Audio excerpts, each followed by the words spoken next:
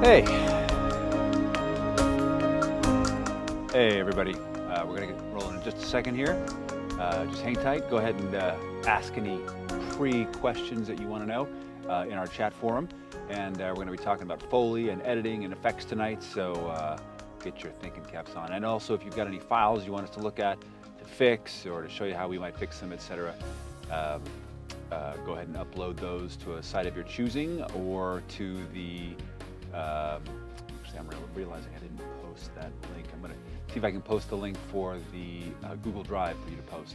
Once you do, let us know they're there and we'll pull them down and put them on the show if we have time. Thanks.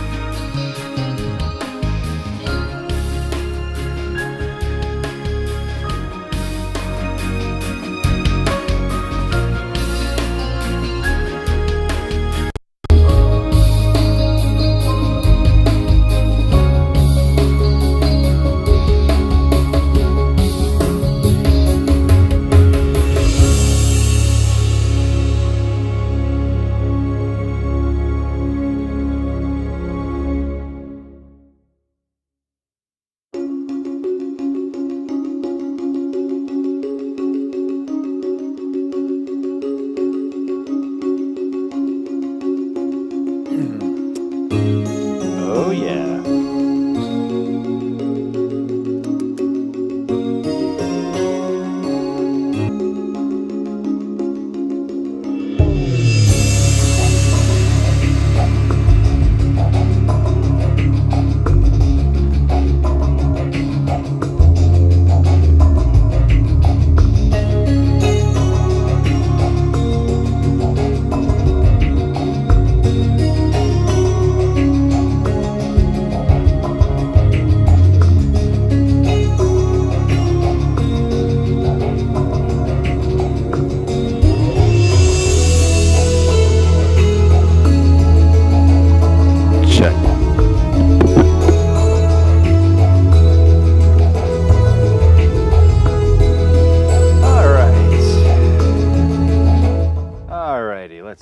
I think we've had enough of that. Let's turn me up just a little bit here. There we are. Nice. I'm gonna add a little bit of a gate. Let's go to channel 4. Check, check, check. Oh, there. Check, check, check, check, check. Very nice. Woo, okay. Back to the gains. We have microphone control. Hey, hey. That music is still going. You must stop it. Welcome everybody to the Cinema Sound live compression. Like this. Oh, look, the clock is still going. Let's stop the clock. Hey. Sound like a crooner. Hey, everybody. Tonight, we're going to have a little fun with Foley, and we're going to be doing, obviously if you've got any questions or anything like that, we're going to be answering them. The format's a little bit different tonight just because I've got a different setup because of Foley. We got a live microphone in the studio and a few other little things. But for in the world of news, at long last, the Final Cut Pro X library is now available, and avail yourself of those presets for audio in Final Cut Pro, which has taken us longer than it should have, to be quite fair.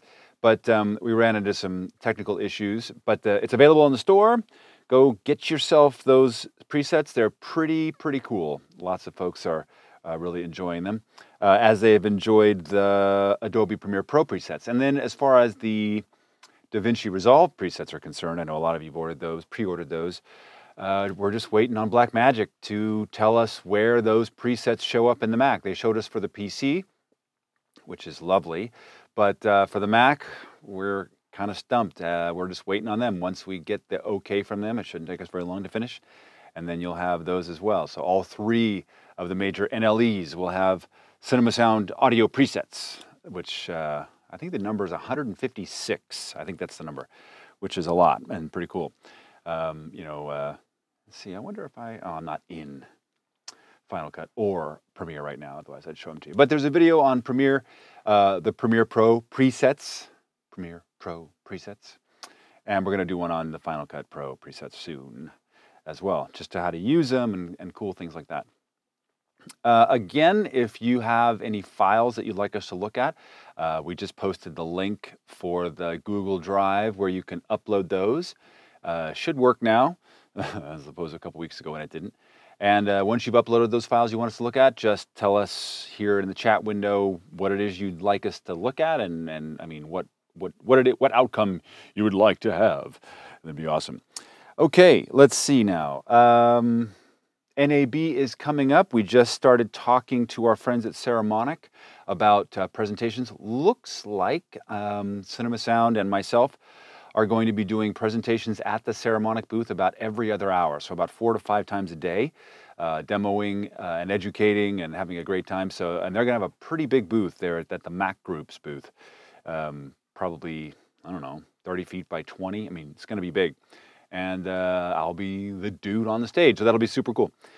All right, so what are we doing today? I know there's something else I'm supposed to talk about, and I just, for the life of me, I can't remember what it is. So if it comes to me, you're going to find me jumping on sequitur somewhere really fast. Let's see. Oh, I know. Two things. One, if you are a Cinema Sound member, like Jody Glover and Jordan Beard and our other friends, if you would like to have, I guess, your business promoted by our sponsors and by Cinema Sound, we're basically going through and doing email interviews with all you all. So you can just answer some questions about, how you got what you wanted. I mean, how you got where you are, where you want to go, what kind of gear you're using. Has it helped you? Has it not? Ideally, sponsor gear or software. And then we'll publish it on Cinema Sound, and then likely our sponsors will also publish it on their social media, and all it does is help you. And so that'll be cool. Jody, we're just waiting on some pictures from her. Jordan, we're waiting on pictures from him. Ross, I'm waiting on pictures from him. A few other people are yet to get me their responses back, but it should be a really cool opportunity for Cinema Sound members to, get some love on the site and in for our sponsors to kind of see how you're loving their gear, which is pretty good stuff. And then the second thing is, here tonight, you can support Cinema Sound so we can keep the lights on and keep bringing these videos to you. Up in the chat room, you can hit the little $ and donate, $10, $20, $100, $1, even $2 if you'd like. And that'll go directly to Cinema Sound and help us kind of keep the lights on and support us while we do these free weekly shows, as well as a bunch of free other stuff like hundreds and hundreds of blogs and hundreds of videos now. By the way, we are releasing in the process. I think we're about just over halfway from releasing all of our Adobe Audition how-to videos on YouTube. So if you haven't gone to this channel and looked at all the Adobe Audition YouTube Adobe Audition how-to videos, they're out there. And basically we're going through every plugin or post situation that we use Audition for and showing you how to use it, whether it's the FFT filter or parametric EQ. We're going to soon be coming out with all the compressors and reverbs. I think that's the last part of it. Multi-band compressor, everything else. De-noise, de-reverb, where that's coming out. So it should be pretty cool. Well, it is really cool, and you can go check it out. But all that's free. You know, we don't make any money off of that except for the pennies that YouTube pays us for you to watch it. So if you'll make a little text or a thank you, or even promote your business here on the show, it'll stay up for however long you put up. The more money you put in, the longer it stays up. That's what I mean to say. So thank you for doing that in advance. Let's see. Hey, Independent Producer Academy, what kind of pictures do you want? Let's see. What kind of pictures do I want? Well, I would want pictures that go along with the interviews that we're going to do. So that would be cool. IPA, is that you, Sven Cam? I'm trying to figure out if that's you, Sven Cam, or if it's somebody else. I can't tell. IPA, I like that logo with the little hat. That's pretty cool. All right, so Foley. What is Foley?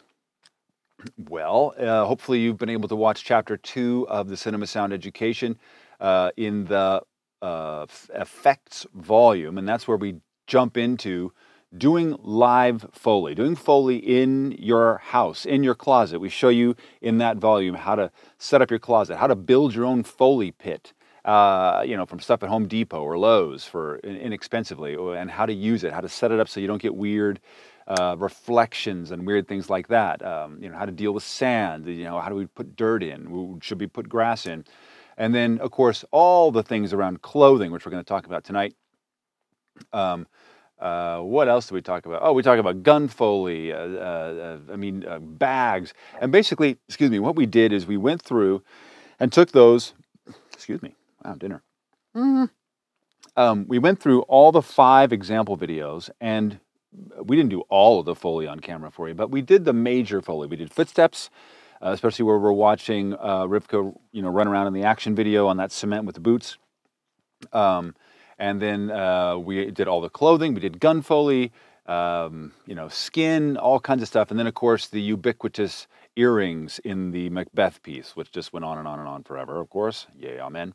We used both library Foley, which we show you how to use in just strict editing, and then, of course, live Foley, where we demonstrate to you, show you the process, which I'm going to show a little bit of tonight in Adobe Audition, how you set up your Foley session in Adobe Audition, how to make the runway happen, kind of procedures. And as we know, unfortunately, Adobe Audition doesn't have loop record yet. It's probably maybe the only digital audio workstation that doesn't quite yet. So we have to kind of use a different method to record Foley efficiently, sort of a similar method to looping, where we record to a separate recorder instead of, you know, dropping it into the timeline. And we loop over and over and over. We set up, you know, claps so that we have a link, and then we just, you know, loop by loop by loop. You can play loop, of course, in Adobe Audition, but you just can't record. But if you're recording to another device, what it means is you're getting all the takes anyway, and as long as you stay in sync, it's not really, well, you're going to stay in sync because every time it plays, it stays in sync. But you get all the takes, and, you know, you're in really good shape. Ideally, you know, loop record would show up. But until then, you can either use a separate recorder, or you can just do one take at a time, come to the end, go back, make a new track, and just, you know, track by track by track by track by track, have all of your takes, you know, in an order. And in fact, one of the things we do is we'll do a take. In fact, I'm just going to show you how to talk about it. I'll just show you how to do it in a second. And then how do we record? How do we record the library? Those of you who have already started working with the raw samples from the Foley library, you know that how you record things and how you process Foley is really, really important. And one of the things that we learned talking with our regular Foley artist is he said, you know, Foley should sound bigger than life, which is absolutely true. You want the Foley to not be nice and light, because somewhere in that mix, you're going to want it to step through or be bigger. And, you know, having something that's super light, like I've got my, you know, this omnidirectional microphone on from our friends at Ceramonic on a UW Mic 9. But if it's light like that, that might work until you need something, you cut to a close-up and you need to add those low frequencies, but it's just not there. Now, there's nothing wrong with this lavalier. It's just not designed for Foley. It's designed to do, you know, hide somewhere behind a chin and a shadow of the high frequencies and still pick up, you know, high frequencies. Now, if I wanted to do skin with it, I'd take the windscreen off, which I'm not going to do right now. And because of its high frequency bias, it's going to pick up, oh, maybe I will, let's see. Be careful here. Oh, no, I'm not going to do that. Because it's meant to get over chin shadow, you can see how much brighter I am right now, like super bright. It's going to get all those high frequencies. But again, the problem with most lavaliers, 99% of them, is that they're omnidirectional and they're going to pick up everything else in the room, which is a drag. So it's me. It's me. That's a camera. Copy that. Hey, Jerry Kerr. How are you, sir? So we want to use for Foley microphones that are either big diaphragm condensers that are really sensitive, and although they're always great microphones, sometimes they're hard to position to get close enough to Foley to really get that big, you know, sound. I mean, a big, you know, even a Rode NTK is not exactly the smallest microphone in the world, and it's very difficult to get it close enough without, because, you know, you're moving with Foley. You're not just static doing things, especially if you're doing footsteps. And the last thing you want to do is kick your NTK tube microphone. That's bad. So instead, we tend to revert to microphones like this, the Ceramonic TM7, and this is a, well, I call it a rifle mic. It's really, really narrow. But what it allows for is not only to keep a contiguous sound choice, because a lot of people are using their shotgun microphones or their rifle microphones for dialogue, but it also allows that kind of frequency response from a microphone to fall into Foley. And when we did the library, we actually used the Rode NTG8, which, you know, is like, you know, another foot longer than this. But you don't really need to do that because if you've got any kind of shotgun microphone that you can get close enough, obviously that you can afford, that does a good job of rejecting side sounds, because if you're in that Foley box, you are going to get a little reflection. We want to avoid that. You're going to be in good shape, especially one like this one. I mean, you can see here, I'm going to look at the screen. Oh, there we go. You can see here the high frequency boost is available, as well as a bunch of low frequency cuts, which we don't really want to use during Foley. We never really want to use the low frequency cuts. We want to get, especially with footsteps, we want to see if we can get, excuse me, my goodness, dinner is really, dinner, you ate it. There is none left. Especially with Foley, because the footsteps are there, because we want that clunk, clunk, clunk to happen and get the low thump that's happening, and this will just shear it off, and then, again, you don't have that bigger than life sound. So what am I going to do here? I'm going to turn this on, and right now my Soundcraft mixer, I'm having to interface with my iPad, and my iPad seems to not want to talk to it every time I move away from it. But it appears to be working now. So let's see. I'm going to slide over. Come on over. Hey, here we go. And I'm going to turn off my lav. Cool. And you can see the diff here. See, here I have this really, really loud, because we're going to be doing Foley here in a second. But you can hear the difference between this, and we talked about this in the record volume, how juicy this sounds as opposed to this. And even if I get close to this one in the same way, you see how it's really, the frequency response is radically different. There's no low frequencies. It's not supposed to have low frequencies. Why would it? Very much biased towards the upper mids and you know, that edge of the voice. Whereas this is also biased. Ooh, let's not go over, because I'm really loud. I'm going to talk quietly. Also biased toward the voice, but it's meant to do it 10, 15 feet away. And it's also why I'm being very careful with my plosives, you know, just kills it, whereas a lavalier is much more able to deal with that kind of thing. But for Foley, we want to use some kind of supercardioid, hypercardioid, ultracardioid. It rejects side noise, has a great frequency response, blends itself in with the dialogue that's already being recorded on a super hypercardioid. I mean, unless you're ADRing the whole film. But in this case, you're going to get a great sound, and it will have a general blend already. And, you know, they're really easy to use. You can get them very close and get that beautiful proximity effect, which you can't with a lav because lavs are omnidirectional and don't have proximity effect. Let me check in here. Anybody has a question? Okay, no. All right, so check this out. Let me move this cable here so that we're not in the way. Now I'm just holding this with my hand, which you shouldn't do. You should have it on a shock mount on a stand. Yes, we all agree. Yes, Mr. Lewis. So for the cable is on my table. The cable is on my table. The crack is in my... Never mind. Okay, so let's say we wanted to do some clothing. Let's say on camera, somebody, anybody, has a nice San Francisco jacket like this. Now listen what happens if I am off axis by, I don't know, what is this, 6 inches? It's okay. Who is calling me right now? Oh. It's okay. Hey, stop it with the vibrations. That's okay. But look at the directionality of this if I just start turning this towards my hand here.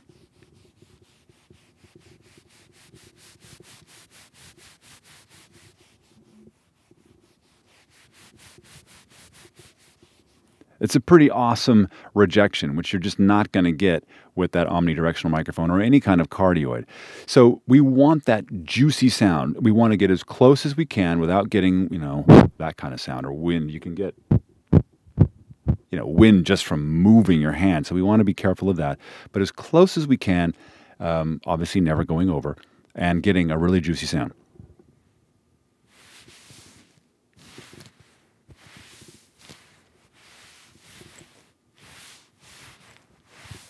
Now I'm getting lots of low frequencies in there too. And if you're listening on headphones, you can hear that. Now watch what happens if I turn on the low pass. The low cut. Here's the low cut on. You can even hear how much of it is cut out of my voice. Even if I hit myself, there's just nothing there. And now with it back,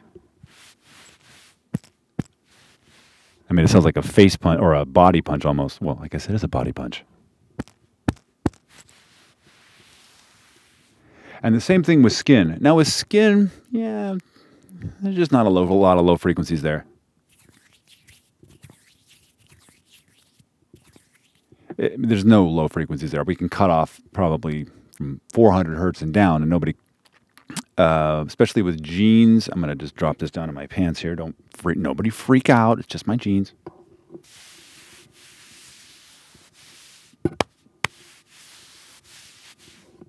So, you know, there's some lows in there.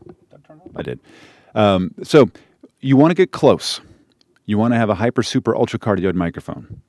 You want to never go over 0, and you don't want to have wind noise. So you may employ the use of one of these. Now, the Ceramonic one of these is actually, I don't know how they did it. It's double something, but it's really, really good. Much better than any other manufacturer's comes with it windscreen. And all the microphones, almost all their microphones have that same kind of thing where you're like, wow, it's not quite a dead cat, but it's really good. Certainly wind up to 15 miles an hour handles it, which is great. So, what number are we on here? Oh, and make sure that your performances are such that they're bigger than life. Once you have them bigger than life, you can always, you know, ratchet down the highs or ratchet down the lows.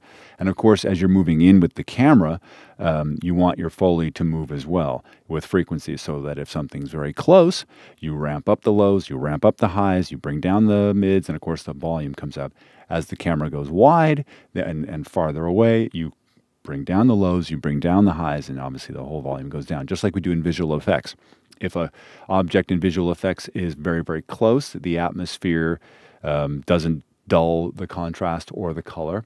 You know, it's very vibrant and high contrast. And then as it moves away with respect to, I think the mathematics is similar to the inverse square law in terms of how it affects luminance and chroma. So something that's a mile away is going to have a lot less color and a lot less contrast than it does if it's right and you're standing in front of it. And it's the same with sound. A sound that's a long way off, or even 10 feet away, is going to lose a lot of low frequencies and a lot of high frequencies. More lows than highs, but something that's 50 feet away is going to be very, very mid-rangey. And we talk about that in this course and mixing under the dialogue, and I believe in fix, distance to camera mixing, and how to manage that in your digital audio workstation. But for us with Foley, if we don't record with lots of, you know, low frequencies, lots of high frequencies, we can lose out. Now let me show you one other thing about this microphone. Again, this is this cable.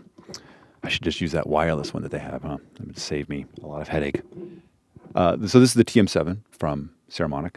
It has a high frequency boost. Now listen to my sibilants. Sibilant, sibilant, sibilant on. Sibilant, sibilant, sibilant off.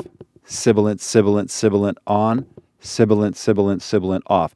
Now which one do you think we should use for Foley after what I just said? Yeah, we want it on all the time. It used to be my favorite microphone for recording Foley was the NTG4 from Rode, and because it had this switch. But both the TM7 and the TM1 have this beautiful high-frequency shelf boost that just makes it a no-brainer for Foley. So again, I'm going to do the same thing with male breast rubbing. Let's call it that. And with and without. See if I can be ambidextrous. Here's with, without, with, without.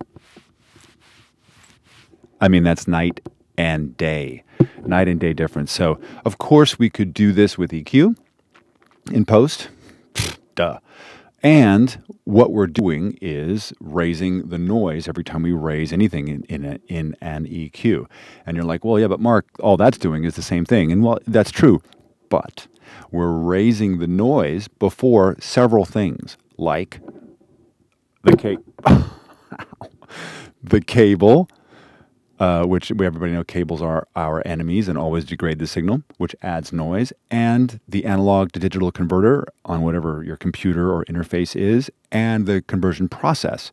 So when we raise an EQ in post, we're raising the noise on the cable, the connectors, the A to D, the process, the math, everything else. But if we can add it here, we're only adding noise, which is the mechanical noise of the microphone, and of course whatever noise is in the room, but that doesn't count because that's what it's supposed to be recording. So we want to add those EQs, if we can, at the microphone level because it bypasses adding noise here. Once it goes out, then, you know, you're adding to whatever was there or subtracting. So that's why I love these buttons here. Let's see, who's got any questions here? Yeah, nice mic hit. Thanks so much. Yeah, the low cut is another one. But most microphones have a low cut. And it doesn't matter what mic you're using for Foley, turn it off. You can be using an AKG 414 EB from, you know, circa 1836. Turn the low cut off. And it means you've got to be careful with air conditioning noise because a microphone that's a large diaphragm like that, yeah, it's going to be a problem. You're going to hear... You're gonna be like, "What is going on? I feel like I'm out in the wind somewhere in a you know in a plane." And by plane, I don't mean this. I mean like out in the plains and hills. Sound like some bad Little House on the Prairie episode. Just your air conditioning. So be careful. Sometimes you may need to instantiate a pop filter across, and I may have. Oh, I hope so. In the next 3 weeks, some incredible news about a pop filter, not a pop filter, but a room. What do we call it? A room space nullifier for recording ADR, looping, voiceover. That's really inexpensive, but more on that soon. Certainly, I think by NAB, I will have some great news for y'all. Speaking of which, let me not forget. Actually, if you're watching this video, what is today? The 21st. 21st of February. If you're watching this video, you basically have, I told everybody until Monday, I'm talking about spatial audio designer, the 40% off. If you, and I know a couple people have taken advantage of it already since I announced it, but it's going away. And I said Monday was the cutoff. It's not, just to get everybody to move. But you guys all have until this Monday. And how do you get it? Well, basically go to spatial audio designer folks, send them an email and say, I'm a student of Cinema Sound. I want the 40% off. And then they will respond within a day or the day and say, yes, you get it, and then order it. And they'll, I don't know how the process goes from there, but then they'll give you a link, I believe, to go order it. And that'll be good. Otherwise, after Monday, it's 25% off. So that's a 15% difference on something that's going to cost you to get the one that you probably should have, which is what, a couple $100 or maybe $3. You do the math on 15. That's like, you're going to have to spend $45 more on the $300 version. So anyway, back to Foley. Did they? Jody, that is so great. Everybody, Jody did it. I know she asked me about it. A couple other people did too. I think, Jody, you actually did it after Monday too. Yeah, I think it was after. So that they're still honoring it is great. Great news. But I promise you, come midnight Sunday night, if you're at 12:01 a.m., they're in Germany. It's already Monday. It'll already be Monday. They're not going to honor you. You'll be back with the great unwashed at 25% off. So one of the reasons is I'm just going to say it's sad that nobody's taken advantage of it. It's probably the greatest plugin for doing binaural audio. I use it every day on the show with that music that there is for the money. Now, you know, Waves has something, and, you know, Avid has something. Dolby, of course. But, you know, and if you like spending money, well, then you should get those because they are, a DTS is probably the best one there is. If you like spending money. If you like saving money and getting great value, spatial audio designer, man. We've been doing it since Sound Advice. And if you came to Sound Advice, and like everybody else in the room, when we did the music and we had panned it up and left, you went like this. Just to make sure we weren't cheating and didn't have the speakers on in the room, which we didn't. You need to go buy this. Help our man in Germany. It's a very small company, but you won't regret it, especially for 40% off. Are you kidding? Anyhow, cool. Okay, good, Jody. I'm glad. I'm so glad you got that. You will be pleased too. It's deep, but I've done tons of videos on how to connect it in Audition, and they say that it's a little buggy in Audition. The only thing we've run into is every now and then the Send plugin doesn't want to talk to the Mix plugin, and all you do is quit, and then boot it again. It doesn't happen, but I don't know, 1 boots in 10. It's a bug. But if you're in Nuendo, Pro Tools, Logic, Saw Studio, it all works pretty flawlessly. Anyway, I am way off track. All right, so let's do some Foley. Let's do some Foley. Let me just make sure I've got picture. I don't have picture. Destroyers killed in one. No. I don't have picture. It has lost connection with the picture. Let me just see here. I'm going to go back to... No, I'll just hold this. Hold on 1 second. So annoying to hold that microphone and have to do work. Let's see. Link media. Here, I'm just going to pull you over so you can see what I'm doing. You know, often I forget to bring you over to what I'm looking at here. Okay, I'm just reconnecting some media. Let's go and take a look at, that's the one I want. Thank you so much. Hi. Welcome back. Destroyers killed in one engagement with 100% destruction. Let's find us some Foley here. There's a ton of it. Sorry for the roomy sound. When they're doing all these bags. And I can tell you the doing bag Foley is brutal if you've ever tried it. We do it actually in the education, I think in this chapter, in chapter 2. A war based on attrition when we should be fighting a war on offense. Oh, hey, sis. Hey, Haas. Commander Miralone. You know, they're all wearing these jackets that I'm not wearing. Let's not do that. That would be a bummer. I'm not wearing anything that sounds like that vinyl stuff that we used. And so here's another thing, filmmakers. We did a film, Outpost, called Outpost. It was a short film, sci-fi, cool. And we had to do all of the Foley. There was almost nothing on set. And in fact, I don't know, 70% of the lines had to be 80 yard. Why? Well, because wardrobe thought it would be a great idea to have the lead actor in a leather jacket, a black leather jacket. Now, if you know anything about a black leather jacket and how noisy they are, and there's a scene, the most intimate scene in the whole film, they're in a cockpit with a closed canopy, they're on top of each other like this. And what do you think that sounded like? Either her mic, the boom mic, or his mic, they were all, I mean, it was just sounding like somebody with cellophane trying to make fire happen, you know, at Disneyland and Pirates of the Caribbean. So we had to replace those. So when you're doing wardrobe choices, please be mindful of sound unless you love ADR. Let's see how this goes here. More than you.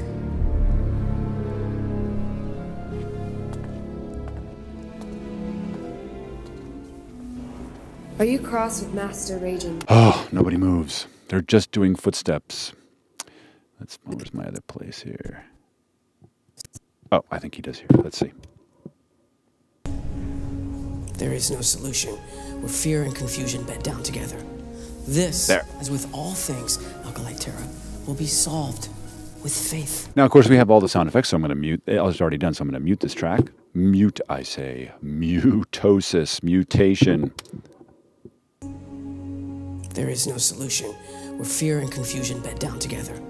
This, as with all things Alkalite Terra, will be solved with faith. Yes, you're catching me. I cheated on this one. We actually got the Foley from set. It was recorded well enough. You can hear it. We did not do Foley for this. This is actually Aaron Eisenberg's cloak.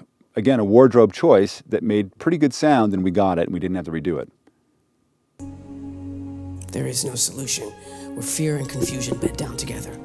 This, as with all things Alkalite Terra, will be solved with faith. Yeah. So I'm going to redo it anyway, just because it's good and he's doing his thing. If you can get the Foley while on set, in the record chapter, we talk about how great it is to be able to get Foley while you're on set. You should, right? Saves you nothing but time and effort and resources. So when we're performing Foley, let's see here. Cool. When we're performing Foley, how do we do it? I'm not going to do it for you right now because I'm stuck in the studio, and we do it tons in the education. Please go watch it. But there's two schools of thought. One is, hey, go ahead and just take the cloak that the actor had or something similar and mess with it, mess around with it like this. I tend to think that having it on your body is better if you're a similar body type to the actor. I mean, unfortunately, Aaron's about 4'11", so I'm not the perfect choice at all, not even close. But it's easier if you've got that, if you've got the sound built in to a body mechanic that's already filling the clothes, to me. Now, I'm going to have to do something with this cable. It's driving me nutso here. Let's see here. Oh, cableage. Much better. Here we go. Well, we might get a little bits and bops, but you'll forgive me. I'm just going to show you, I just want to show you the process of how we do this. Okay, so I've got a mono channel here, and I'm going to arm it. Now, right now, this is going directly in because on my interface, I have channel 1 is where this microphone is going. And if we go to the mixer, we can see that it is armed on mic channel 1. This is my Mark of the Unicorn 1208. 1248. Many of you have been asking about the Ultralight Mark III and Mark IV. The simple answer is, should you buy it? Yes. Then we have it's obviously really loud and it's going into the red. And you're like, Mark, you said never go into the red, never go over 0. And that's correct. But we're not going to record me talking, I pray. We're just going to record me doing Foley. Then what we want to do, if you are not going to do the separate record method, you're going to create some runway. And what I mean by that is some time before the actual happening of in this case, the reach and the hold and all that kind of stuff. Let's see here. Where does this scene end? It ends, way over here. Oh, did I lose my place? Of all things, I've lost my place. Finding my place in the world. There we go, right here or so. Perfect shot of the late, great Richard Hatch. See where he does his thing? Confusion bed down together.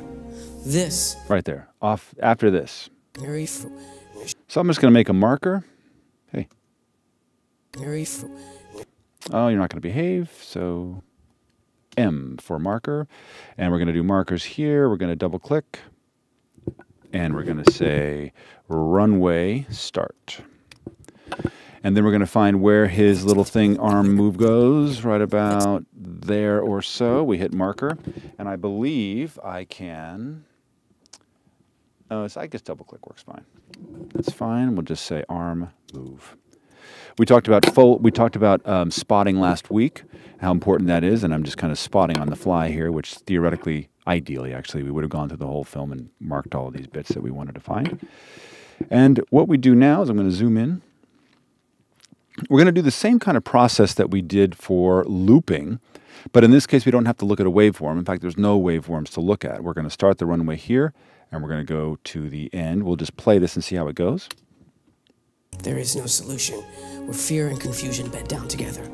This, as with all things Alkalite Terra, will be solved with faith. And then he puts his, you can see he puts his arm down right there. We'll mark that. Again, just spotting. Hello. Mark, please. There we go. Arm down. And that way we don't have to guess about where this motion should happen. We can make this much tighter. Now, the next thing I want to do, you're like, well, how do you capture all of your takes? Well, you can do it a lot of ways. The easiest way to do it, if you're not going to do the separate record method, is this. Yes, Jerry, clean track, no plugins. No reason to have any plugins on a track that you're just recording, especially when, as you're going to see in a moment, we're going to be shuffling this audio around quite a bit. I'm going to go to multi-track, tracks, add tracks, and now I'm going to say audio tracks. Let's add 16 mono tracks. Wha-bam. Now, I got me a lot of tracks. And the one that's in record is right here. And you're like, well, why are you going to do that? You'll see in a second. Because this does not have loop record, we have to play these kind of a little bit of game to get this to, I'm holding down shift, by the way, to do this. A little bit of a game to make sure that we can keep with all the takes that we want to keep without having to go and rearm tracks and things like this. So here's what we're going to do. Don't mind my bad performance. With faith. We should start where the marker is. There we go. And I'm just going to record from the start of the runway. No big deal. There is no solution where fear and confusion bed down together. This, as with all things Alkalite Terra, will be solved with faith. Now, I don't know why my arm down marker didn't show up, but that ticks me off. It's right here. That's the arm down marker. Okay.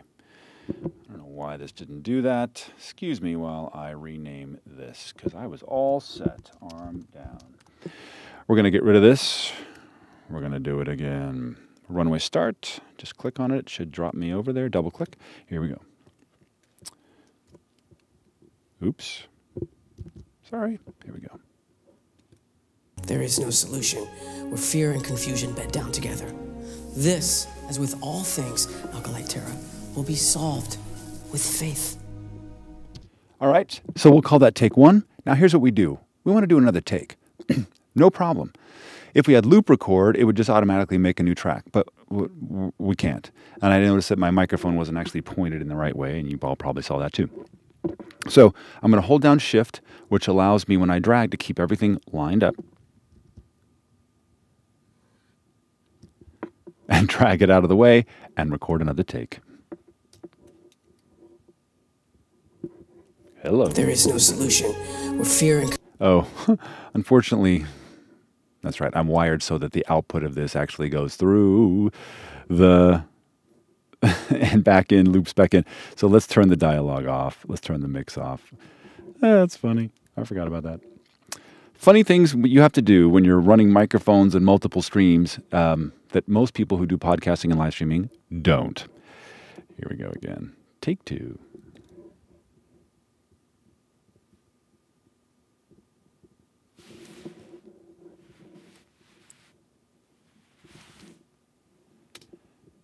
All right. Except for the cable part. It wasn't too bad. We're going to get rid of that. Hold down Shift. Down it comes to a muted channel. We're going to mute these two. And we'll do another one. Maybe less cable-y.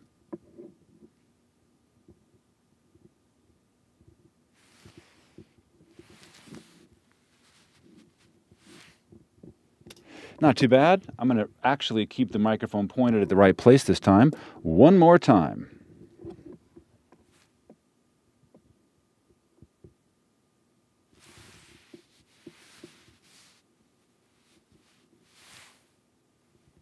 That might have worked. Let's see how that was.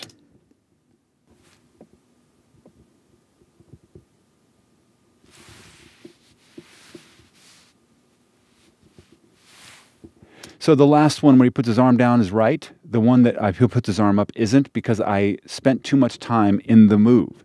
You can see it because his move is about half the length of mine is. Watch it again.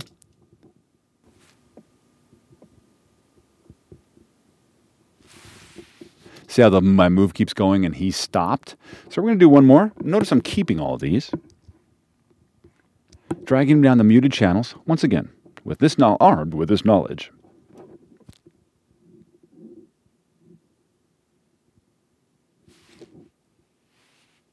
Oh, this cable thing.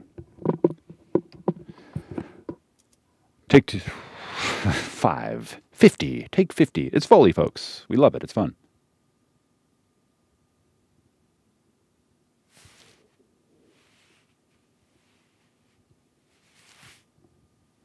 And then, of course, my stomach had to happen. But one of the things that happened when we did the male pants, all the lower trousers and everything for the Foley library, I had really bad indigestion. So the poor editors had to cut out all of these, noises, which you just heard. Let's check it out.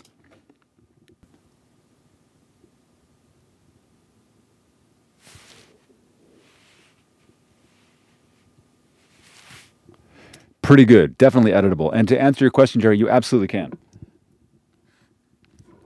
Let's just go I, which right now will only create feedback because of my streaming capabilities. But yes, you would hit I, which has an input monitor, and then you could practice with that as well. But also, yeah, that's true, because Audition locks you into the record input. So you would turn on I if you just wanted to practice it over and over and over. You absolutely could. Great question. So now, once I had a performance that I liked, then I would move to the next, the next bit, and the next bit, and the next bit. Now, I just spent a whole lot of time doing this. Normally, that would take me about, 25 seconds to get a move like that. I would just go very, very fast, move it very quickly. Obviously, this would be on a microphone stand. And then we would just blast through next thing, next thing, next thing. And in an order of process, I would do footsteps first. Then I would do clothing, then I would do skin, and then whatever's left. And I would do, it depends on the scene, but I would usually do actor by actor or what the person's wearing, because, sometimes you have multiple scenes in the same shoot day. And by shoot day, I mean script day, so they're wearing the same thing. That's typically an easy way of doing that. That way you don't have to change clothes or change mics or anything like that. Footsteps is going to be the most difficult, because you have to do, for example, you're going to do all of the cement, and you're going to organize that by floor, not by shoes, but by floor. Why? Well, because it's much more difficult to change floors when an actor goes from walking on the street to walking into grass to walking into dirt to walking into carpet. And having to change all those foundations is a pain, rather than just saying, listen, we're going to do all of the cement with all the shoes. Okay, got them all for all actors, all shoes. Okay, all the cement's done. Now we're going to do all the grass. Now we're going to do all the dirt. Now we're going to do all the carpet. That's how you would organize that. Once you get all the footsteps done and all that other stuff, you can get the Foley pit out of there, out of your studio or your closet, whatever you're doing, and then jump to your clothing, get your skin done, have a manicure, I don't know. And then whatever's left. Now, hopefully you've put in your spotting notes, let me just jump back here once again. You'll see here in the marker list, if you've done a good spotting session, the weird ones. And you're like, just go down and say, okay, well, now that I've got the basics done, here are the weird bits of Foley that I have to do custom. One of the great things about the new Foley library that we're finishing is that those three things, footsteps, clothing, skin, I'd say 85 to 90% of what you're going to need for most productions is going to be handled, and you'll just be able to play it in on a keyboard if you've got MIDI, or those who pre-order to have the audio, you can just drag them in, which isn't at all as efficient, but you can definitely do it.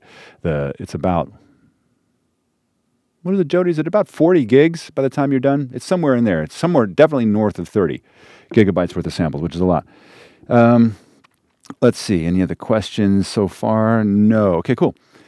So that's kind of the gist about Foley. It's certainly what we cover in this chapter. And you watch myself and Jacob, and I believe Rivka actually perform in a scene. You see a little picture-in-picture of the scene while we put it down.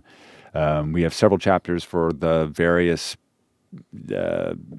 pieces where we go and we just show you how to do it. And some of the integral parts of how you do footsteps. Footsteps are not at all intuitive. In fact, it's very difficult to do a footstep because you don't just kind of walk. What happens is you end up hearing like clunk, clunk, clunk instead of ka-ka, ka-ka, ka-ka. In the Foley library, we have multiple different performances, which include slow heel toe, medium, fast, and then run, which is that clunk that you would hear most likely. And then, of course, in the Foley library, you have the ability to choose your heel or your toe and put them at different, so that you have different timings.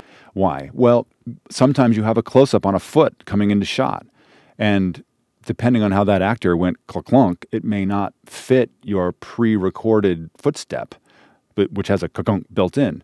And you got to get in there and edit. Instead, you can go clunk, clunk, heel, toe, pick up, heel, toe, pick up, heel, toe, pick up, and make it perfect, which is one of the many things that's missing from most Foley libraries, the ability to do that.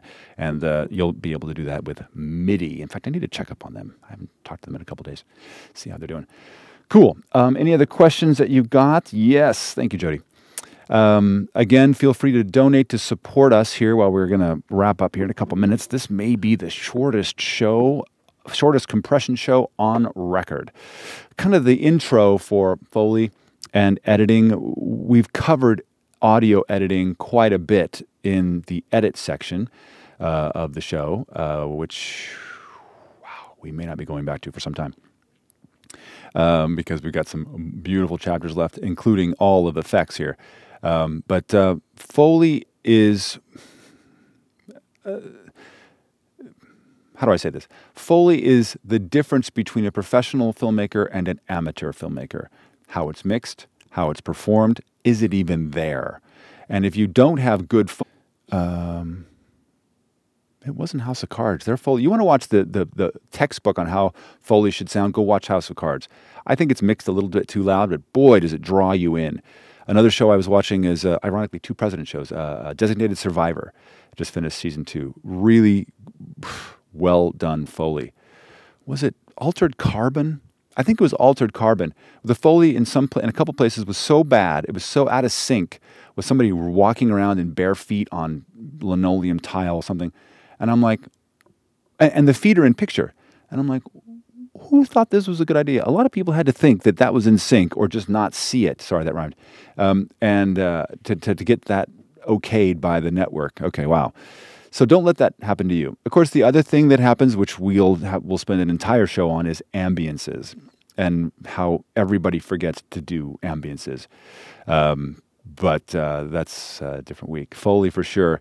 One of the things that if you watch the interview, which I strongly recommend you do on this channel, with Bastien Ben Khalil, our Foley artist, he says, great Foley artists are like astronauts. They're out there, but they're rare.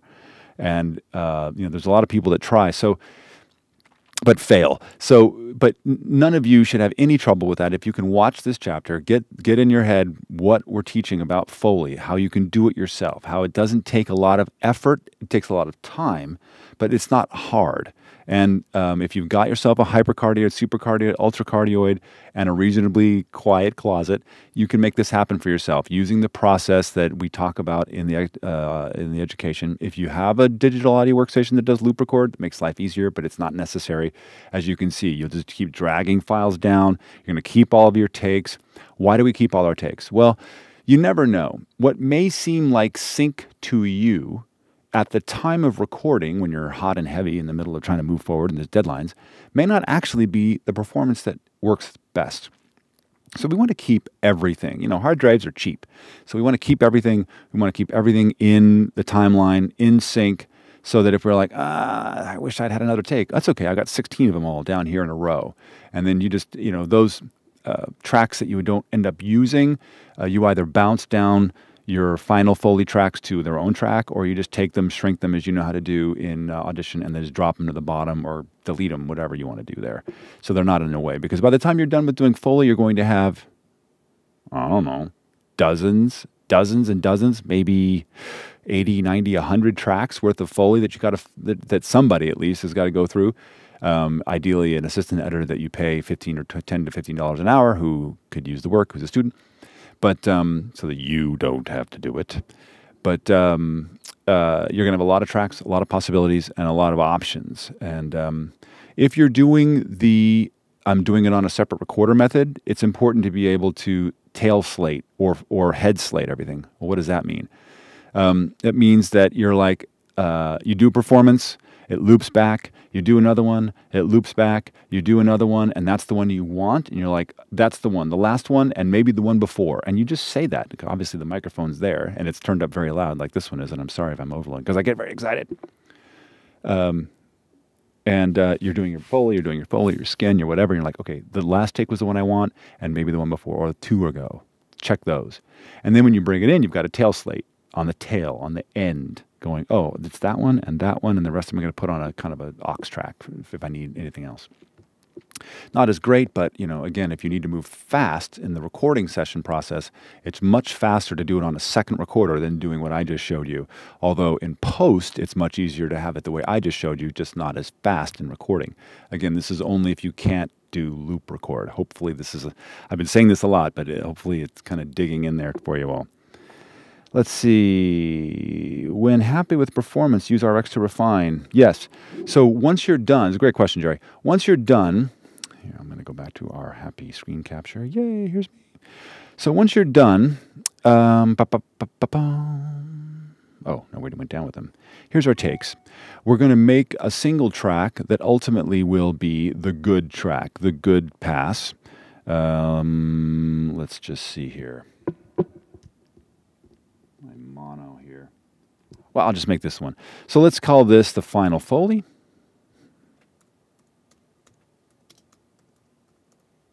And you've got enough dead time in here while you're recording, so you don't have to worry about adding room tone or any noise, because you'll have had all of this runway for noise. You're going to export your Foley as a single track if you can, or, you know, you could do a batch capture, I suppose, or in a batch, but for me, with Foley, if I'm having to send it out to some other session, I just run it all off as each Foley track as a stem. So you're going to run this off as a stem, export. You're going to do multi-track mixdown, or you're going to do what this would be, time selection. We're going to go not stereo. This track we called Final Foley. There it is. We're going to just burn this one, and for now it'll be in this time selection. We'll say, hey, put this there. Sure, this will be Foley Mixdown. AIF, sorry, you PC folks. It's going to go bang. It's going to only make this file. Sorry for the spinning wheel of death. As some of you have asked about Audition, unfortunately, it's not very good at multi-threading. In other words, using all of the processes of your computer. So sometimes you got to wait about like this. The fast and easy way to do this, generally speaking, for easy exports is using Media Encoder. But in this case, because it's a complicated situation, we can't. We needed a single Foley mixdown. There it is. Then, from there, oh, it's up here. Now we bring it into RX, or if the noise isn't bad, which it isn't in this case, you could leave it in Audition and use denoise itself. But check out this waveform here, and I'll show you how to do it in Audition. So here's our Foley. You're probably not going to be able to hear it because it's coming out the speakers. Yeah, you can't hear it. But that's the me doing a thing. Look at all this noise you get. Now that's a lot of noise because I'm here and the computers are spinning and all of this. But you know how to, we showed you how to do this in the fix section. You just take this. We're going to go, you could do dialogue isolate. I've got a movie coming out, video coming out on the difference between which one you would want to use, isolate voice denoise or spectral repair, or not spectral repair, spectral denoise for dialogue. But for now, I'm just going to go like this. We're going to say learn. Yay, hooray for our side. That's a huge reduction, but you'll forgive me. Bang. Wham. Everything's good. Let's check it out in Audition. We're going to double click. Takes us to its own spectral view. Looks surprisingly, or not so surprisingly similar.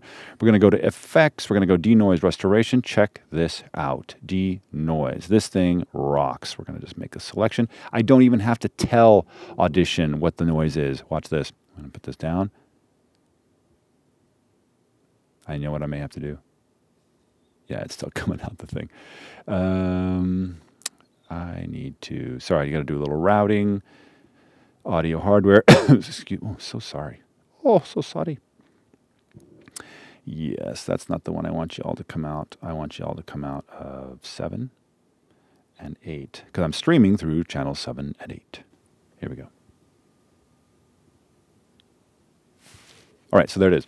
There's all the noise too. So watch this. I'm going to bring this up to 50%. Global noise.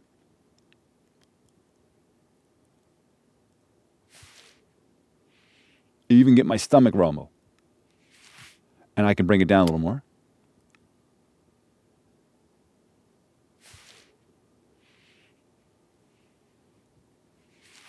Let me turn this up. There we go. There's my stomach right there. Now we can bring this up. Way up.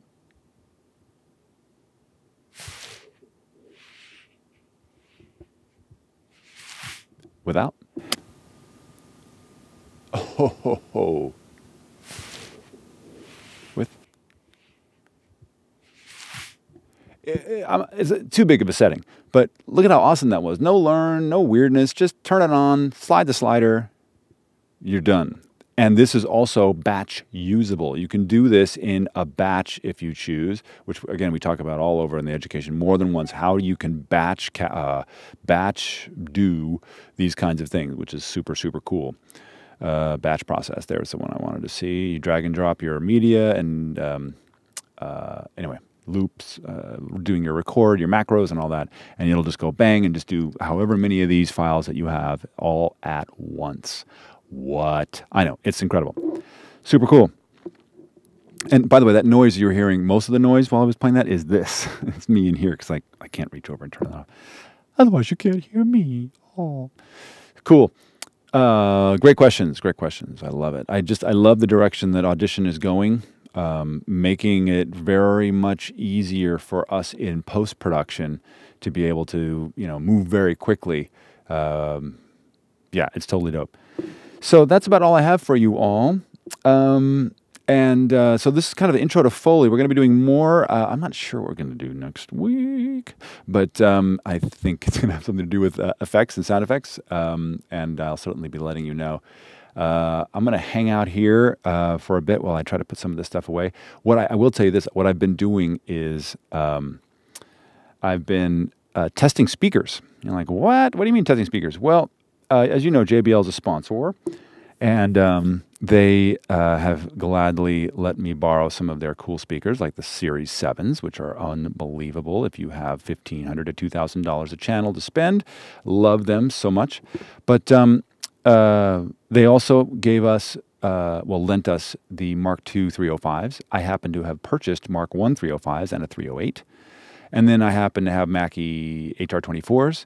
And I went and borrowed some Tannoy 305s, the KRK Rock, whatever the heck it's called, and the venerable ProSonus RS5, which we were going to put into Avenger Station, but ended up using the JBL 305s. So. Is there anything else I'm using? No. Oh, they're going to be sending me their 306s and their new cool thing, which is coming out, which you'll all want to purchase immediately once they come out, which I can tell you. It's because they're really inexpensive and you can take them anywhere. They're amazing. We're going to be testing those the same. So what does it mean? Well, we're testing them. We have basically the speakers in studio. We're running pink noise through them on a microphone, which unfortunately is sitting outside the studio, a reference microphone from Audix, and recording the output of the microphone, and then putting them up on a frequency graph and just graphing. Hey, what are the differences in sound? What can we hear? And you're in a real environment, not an anechoic chamber, which is sort of cheating. But we're in a real environment with, I mean, granted it's soundproofed in here, but it's still, you've got reflections and all kinds of things that are happening that are more real. Bumps in the frequency spectrum. And so we're testing that. We're testing it with pink noise. We're testing it at 45 degrees, 90 degrees, 180 degrees to see what that sounds like. And then also with, we're testing transient response with some dubstep tracks that we have with a lot of thump, and then some general orchestral score stuff just so we can hear kind of the general overall view of the sound. Do we like it or not?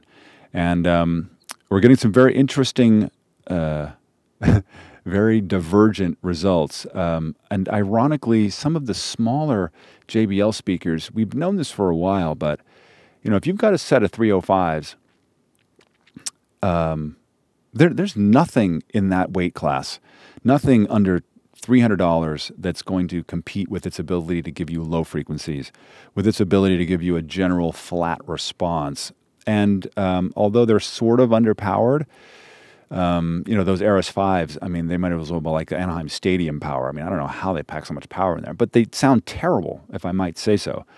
There's no bass. There's a lot of edge. They're really more like, they feel like a PA speaker, even though they're supposed to be near-field studio monitors. The KRKs are nowhere near as bad as that, but they also have sort of an edge to them. The Tannoys and of course the Mackeys, the 8-inch Mackeys are, they're fine speakers. The 8-inch Mackeys aren't really in that class. They're the Mark 1s I'm talking about now, not even the Mark 2s. I mean, they were $700 each back in the day. So they're in its own class. And plus they have that big passive woofer that's sitting there in the back. And I mean, you want low frequency, especially on sustained tones like double basses and lows that sustain, don't hit. There may not be a near-field monitor in the world that has more low-frequency response than that HR-24, but if you need something to go doom, doom, doom, doom, doom, or, the HR-24 is just going to blow up, and it basically goes because that thing is passive back there. But a 308 is going to have it had a really good low-frequency response, and of course the Series 7s, even the 6328s, the prior model, I mean, they're just, I tell you, when I write music on the Series 7s, it's like I'm writing music anew. The difference between going from, I mean, I had a pair of Mackeys that I wrote on for years, and going from that to even the 6328s was like, I love writing music again. And then the Series 7s are even another level. Maybe not that much of a jump, but definitely an up in the trend. So I'm excited to share these results with you. And also we're going to be doing some examples of why frequencies in physics do what they do, so that you can't be sure when you're running sine waves that the volumes are correct, because as you move closer and farther from the speaker source to the microphone, a sine wave, obviously, a pure sine wave changes its volume because it's going up and down, pressure, release, pressure, vacuum.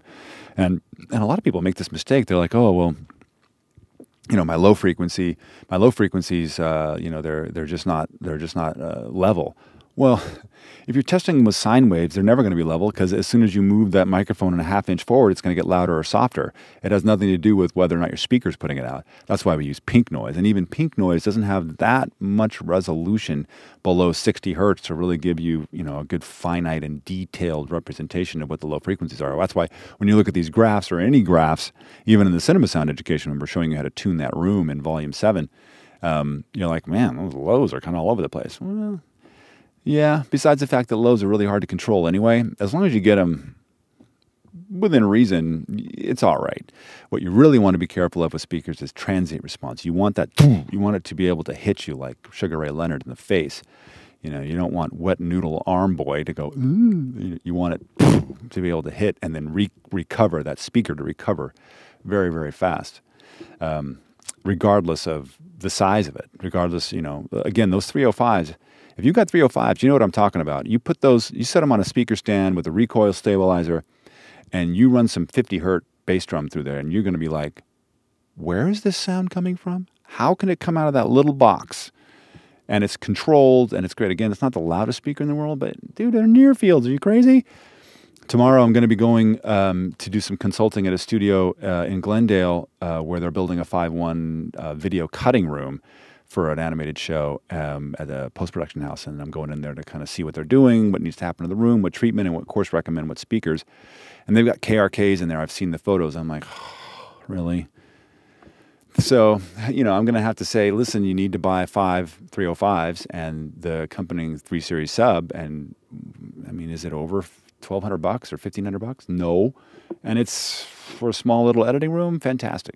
So anyway, thank you, everybody. I'm going to hang around here. I'm going to start the music. And if you've got any other questions, just fire away. Otherwise, have a wonderful weekend, and we'll see you next week. Let's see. I'm going to hit play. And away they go. Nice. I'm actually going to go put the lav back on in case you need me to say anything else, because my hand is cramping holding this microphone. Say, Mark, that's what microphone stands are for. Think about that. Next time, you're going to hold a microphone for an hour. Let's see here. Let's log back into the Soundcraft.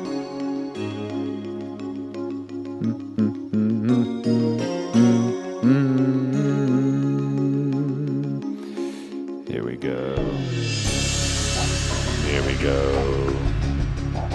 Here we go. Yeah, there we go. Back I go to the lab. To the lavatory. Not really. Hi, Jody.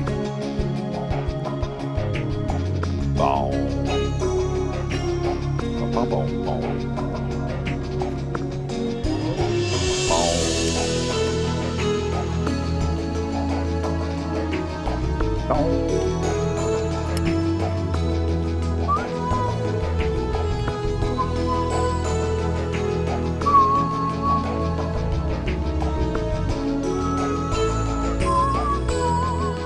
Thanks, Jerry.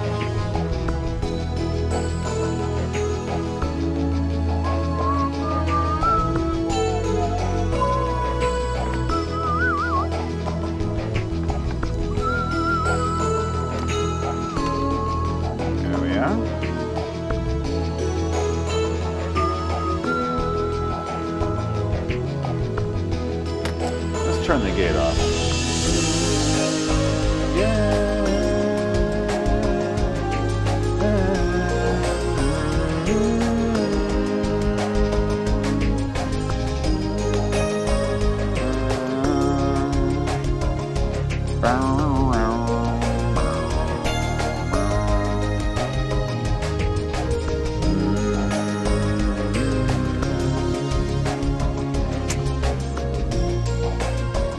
All right, everybody, have a great weekend.